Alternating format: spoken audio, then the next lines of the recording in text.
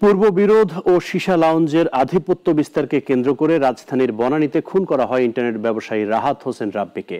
CC ক্যামেরার footage বিশ্লেষণ করে ৫ জনের জড়িত থাকার প্রমাণ পেয়েছে র্যাব। প্রধান ২ আসামিকে কুমিল্লা থেকে গ্রেপ্তার করা হয়েছে। রাজধানীর বনানীর 360 নামের একটি সীসা লাউঞ্জ গেল বৃহস্পতিবার ভোর ৫টা ৩২ লাউঞ্জ থেকে নামছিলেন ইন্টারনেট ব্যবসায়ী রাহাত হোসেন রাব্বি। তখনই পথ রোধ করে দাঁড়ায় মুন্না আর মাকসুদুর রহমান হামজা। কথা কাটাকাটির এক পর্যায়ে মুন্নার হাতে থাকা চাকু দিয়ে রাহাতকে উপর্যুপুরি আঘাত করে দুজন। পরে কুর্মিটোলা জেনারেল হাসপাতালে নেওয়া হলেও বাঁচানো যায়নি তাকে।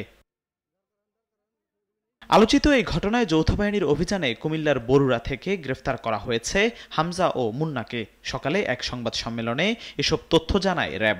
র্যাব ১ উত্তরা, ঢাকা এবং র্যাব ১১ কুমিল্লা ক্যাম্পের যৌথ আভিযানিক দল সঙ্গীয় ফোর্স এবং অফিসারের সহায়তায় কুমিল্লা জেলার বরুড়া থানাধীন গামুরা এলাকায় বিশেষ অভিযান পরিচালনা করে এবং আসামি হামজাকে গ্রেপ্তার করতে সক্ষম হয়। হামজার দেওয়া তথ্যের ভিত্তিতে আসামি মুন্নাকেও কুমিল্লা জেলার বরুড়া থানাধীন গামুরা এলাকা হতে গ্রেপ্তার করা হয়।